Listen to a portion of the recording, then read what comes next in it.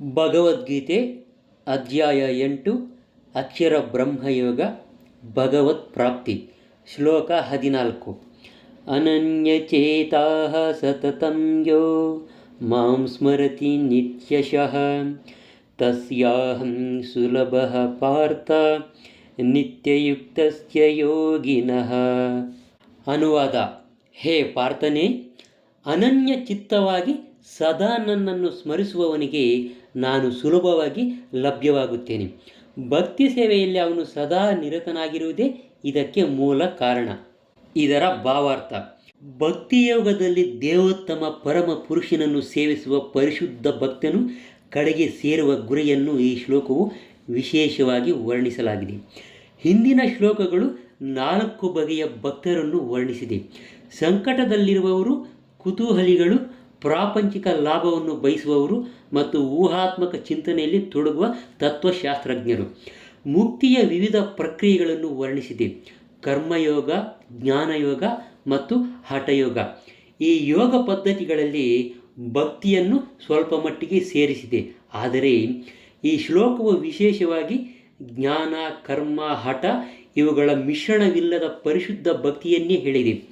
ಅನನ್ಯಚೇತಾಃ ಎನ್ನುವ ಶಬ್ದದಲ್ಲಿ ಸೂಚಿಸಿದಂತೆ ಪರಿಶುದ್ಧ ಭಕ್ತಿಯಲ್ಲಿ ಭಕ್ತನು ಕೃಷ್ಣನನ್ನು ಬಿಟ್ಟು ಬೇರೆ ಏನನ್ನೂ ಬಯಸುವುದಿಲ್ಲ. ಪರಿಶುದ್ಧ ಭಕ್ತನು ಸ್ವರ್ಗ ಲೋಕಗಳಿಗೆ ಏರಬೇಕೆಂದು ಅಪೇಕ್ಷಿಸುವುದಿಲ್ಲ. ಅವನಿಗೆ ಬ್ರಹ್ಮಜ್ಯೋತಿಯಲ್ಲಿ ಲೀನವಾಗುವುದಾಗಲಿ, ಮೋಕ್ಷವಾಗಲಿ, ಐಹಿಕ ತೊಡಕುಗಳಿಂದ ಬಿಡುಗಡೆಯಾಗಲಿ ಬೇಕಿಲ್ಲ. ಪರಿಶುದ್ಧ ಭಕ್ತನಿಗೆ ಯಾವ ಬಯಕೆಯೂ ಇರುವುದಿಲ್ಲ. ಚೈತನ್ಯ ಚರಿತಾಮೃತದಲ್ಲಿ ಪರಿಶುದ್ಧ ಭಕ್ತನನ್ನು ನಿಷ್ಕಾಮ ಅಂದರೆ ಸ್ವಹಿತದಲ್ಲಿ ಆಸಕ್ತಿ ಇಲ್ಲದೇ ಇರುವವನು ಎಂದು ಅರ್ಥ. ಅವನೊಬ್ಬನಿಗೆ ಪರಿಪೂರ್ಣ ಶಾಂತಿಯು ದೊರೆಯುತ್ತದೆ. ವೈಯಕ್ತಿಕ ಲಾಭಕ್ಕಾಗಿ ಶ್ರಮಿಸುವವರಿಗೆ ಶಾಂತಿ ದೊರೆಯುವುದಿಲ್ಲ. ಜ್ಞಾನಯೋಗಿ, ಕರ್ಮಯೋಗಿ ಅಥವಾ ಹಠಯೋಗಿಗಳಿಗೆ ಸ್ವಾರ್ಥ ಆಸಕ್ತಿಗಳಿರುತ್ತವೆ. ಆದರೆ ಪರಿಪೂರ್ಣ ಭಕ್ತನಿಗೆ ದೇವೋತ್ತಮ ಪರಮ ಪುರುಷನನ್ನು ಪ್ರಸನ್ನಗೊಳಿಸುವುದಲ್ಲದೆ ಬೇರೆ ಯಾವ ಅಪೇಕ್ಷೆಯೂ ಇರುವುದಿಲ್ಲ. ಆದ್ದರಿಂದ ಅವಿಚಲಿತ ಭಕ್ತ ಇರಿಸಿದವನಿಗೆ ತಾನು ಸುಲಭನು ಎಂದು ಭಗವಂತನು ಹೇಳುತ್ತಾನೆ. ಪರಿಶುದ್ಧ ಭಕ್ತನು ರಾಮ, ನರಸಿಂಹರಂತೆ ಕೃಷ್ಣನ ಹಲವು ವೈಯಕ್ತಿಕ ರೂಪಗಳಲ್ಲಿ ಒಂದರ ಭಕ್ತಿಪೂರ್ವಕ ಸೇವೆಯಲ್ಲಿ ನಿರತನಾಗಿರುತ್ತಾನೆ. ಕೃಷ್ಣನು ಶ್ರೀರಾಮ, ನರಸಿಂಹ ಮುಂತಾದ ವಿವಿಧ ಸ್ವಾಂಶ ವಿಸ್ತರಣೆಗಳನ್ನು ಹೊಂದಿದ್ದಾನೆ. ಭಕ್ತನು ಈ ಯಾವುದೇ ದಿವ್ಯ ರೂಪಗಳಲ್ಲಿ ಭಕ್ತಿ ಸೇವೆಯ ಮೂಲಕ ತನ್ನ ಮನಸ್ಸನ್ನು ಸ್ಥಿರಗೊಳಿಸಬಹುದು.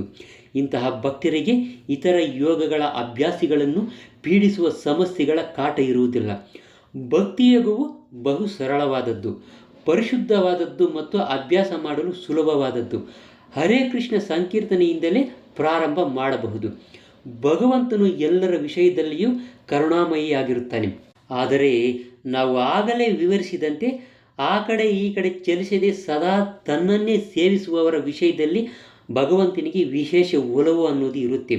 ಇಂತಹ ಭಕ್ತರಿಗೆ ಭಗವಂತನ ಅನೇಕ ರೀತಿಗಳಲ್ಲಿ ನೆರವಾಗುತ್ತಾನೆ. ವೇದಗಳಲ್ಲಿ ಹೇಳಿರುವಂತೆ ಯಂ ಯೇ ವೈಶ ವೃಣುತೆ ತೇನ ಲಭ್ಯಸ್ ತಸ್ಯೈಷ ಆತ್ಮ ವಿವೃಣುತೆ ತನುಂ ಸ್ವಾಂ. ಸಂಪೂರ್ಣವಾಗಿ ಶರಣಾಗತನಾಗಿ ಪರಮ ಪ್ರಭುವಿನ ಭಕ್ತಿಪೂರ್ವಕ ಸೇವೆಯಲ್ಲಿ ನಿರತನಾದವನು ಪರಮ ಪ್ರಭುವನ್ನು ವಾಸ್ತವವಾಗಿ ಅವನು ಇರುವಂತೆ ಅರಿಯಬಲ್ಲನು. ಭಗವದ್ಗೀತೆಯಲ್ಲಿ ಹೇಳಿರುವಂತೆ ದದಾಮಿ ಬುದ್ಧಿಯೋಗಂ ತಂ. ಅಂತಿಮವಾಗಿ ತನ್ನ ದಿವ್ಯ ರಾಜ್ಯದಲ್ಲಿ ಸೇರುವಂತೆ ಭಗವಂತನು ಇಂತಹ ಭಕ್ತನಿಗೆ ಅಗತ್ಯವಾದ ಬುದ್ಧಿಯನ್ನು ದಯಪಾಲಿಸುತ್ತಾನೆ. ಪರಿಶುದ್ಧ ಭಕ್ತನಿಗೆ ಇರಬೇಕಾದ ವಿಶೇಷ ಅರ್ಹತೆ ಎಂದರೆ ನಿಶ್ಚಲವಾಗಿ ಮತ್ತು ಕಾಲ ಅಥವಾ ದೇಶಗಳನ್ನು ಗಮನಿಸದೆ ಸದಾ ಕೃಷ್ಣನನ್ನು ಕುರಿತು ಯೋಚನೆ ಮಾಡುವುದು. ಯಾವ ಅಡೆತಡೆಗಳೂ ಇರಬಾರದು. ಎಲ್ಲೇ ಆಗಲಿ, ಯಾವ ಕಾಲದಲ್ಲಿಯೇ ಆಗಲಿ ಆತನು ತನ್ನ ಸೇವೆಯನ್ನು ಸಲ್ಲಿಸಲು ಸಮರ್ಥನಾಗಿರಬೇಕು. ವೃಂದಾವನದಂತಹ ಪವಿತ್ರ ಸ್ಥಳದಲ್ಲಿ ಅಥವಾ ಪ್ರಭುವು ವಾಸ ಮಾಡಿದ ಪವಿತ್ರ ಊರಿನಲ್ಲಿ ಭಕ್ತನು ವಾಸ ಮಾಡಬೇಕೆಂದು ಕೆಲವರು ಹೇಳುತ್ತಾರೆ. ಆದರೆ ಪರಿಶುದ್ಧ ಭಕ್ತನು ಎಲ್ಲಿಯೇ ಆದರೂ ವಾಸ ಮಾಡಿ ತನ್ನ ಪರಿಶುದ್ಧ ಭಕ್ತಿಯಿಂದ ವೃಂದಾವನದ ವಾತಾವರಣವನ್ನು ಸೃಷ್ಟಿಸಬಲ್ಲ. ಶ್ರೀ ಅದ್ವೈತರು ಚೈತನ್ಯ ಮಹಾಪ್ರಭುಗಳಿಗೆ, ಪ್ರಭುವೇ, ತಾವು ಎಲ್ಲಿದ್ದರೆ ವೃಂದಾವನವು ಅಲ್ಲಿಯೇ ಇರುತ್ತದೆ ಎಂದು ಹೇಳಿದರು.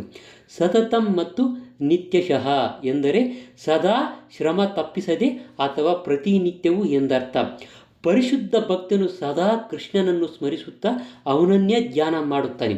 ಭಗವಂತನನ್ನು ಬಹು ಸುಲಭವಾಗಿ ತಲುಪಬಲ್ಲಂತಹ ಶುದ್ಧ ಭಕ್ತನ ಅರ್ಹತೆಗಳು ಇವು. ಗೀತೆಯು ಎಲ್ಲ ಪದ್ಧತಿಗಳನ್ನು ಮೀರಿ ಶಿಫಾರಸು ಮಾಡುವ ಪದ್ಧತಿ ಎಂದರೆ ಭಕ್ತಿಯೋಗ. ಸಾಮಾನ್ಯವಾಗಿ ಭಕ್ತಿಯೋಗಿಗಳು 5 ರೀತಿಗಳಲ್ಲಿ ತೊಡಗಿರುತ್ತಾರೆ. ಶಾಂತ ಭಕ್ತ, ತಟಸ್ಥನಾಗಿ ಭಕ್ತಿಪೂರ್ವಕ ಸೇವೆಯಲ್ಲಿ ತೊಡಗಿರುವವನು. ದಾಸ್ಯ ಭಕ್ತ ಅಂದರೆ ಸೇವಕನಾಗಿ ಭಕ್ತಿಪೂರ್ವಕ ಸೇವೆಯನ್ನು ಮಾಡುವವನು. ಸತ್ಯ ಭಕ್ತ ಅಂದರೆ ಸ್ನೇಹಿತನಾಗಿ ಇರುವವನು. ವಾತ್ಸಲ್ಯ ಭಕ್ತ ಅಂದರೆ ತಂದೆ ತಾಯಿ ಭಾವ ಇರುವವನು. ಮಾಧುರ್ಯ ಭಕ್ತ ಅಂದರೆ ಪರಮ ಪ್ರಭುವಿನಲ್ಲಿ ದಾಂಪತ್ಯ ಪ್ರೇಮ ಭಾವವಿರುವವನು. ಇವುಗಳಲ್ಲಿ ಯಾವುದಾದರೊಂದು ರೀತಿಯಲ್ಲಿ ಪರಿಶುದ್ಧವಾದ ಭಕ್ತನು ಪರಮ ಪ್ರಭುವಿನ ದಿವ್ಯ ಪ್ರೇಮಪೂರ್ವಕ ಸೇವೆಯಲ್ಲಿ ನಿರತನಾಗಿದ್ದು ಪರಮಪ್ರಭುವನ್ನು ಮರೆಯಲು ಆಗುವುದಿಲ್ಲ. ಆದ್ದರಿಂದ ಅವನಿಗೆ ಪ್ರಭುವು ಸುಲಭವಾಗಿ ಲಭ್ಯವಾಗುತ್ತಾನೆ. ಪರಿಶುದ್ಧ ಭಕ್ತನು ಪರಮ ಪ್ರಭುವನ್ನು ಒಂದು ಕ್ಷಣವೂ ಮರೆಯಲು ಆಗುವುದಿಲ್ಲ. ಅದೇ ರೀತಿ ಪರಮಪ್ರಭುವು ಕೂಡ ಶುದ್ಧ ಭಕ್ತನನ್ನು ಒಂದು ಕ್ಷಣವೂ ಮರೆಯಲು ಆಗುವುದಿಲ್ಲ.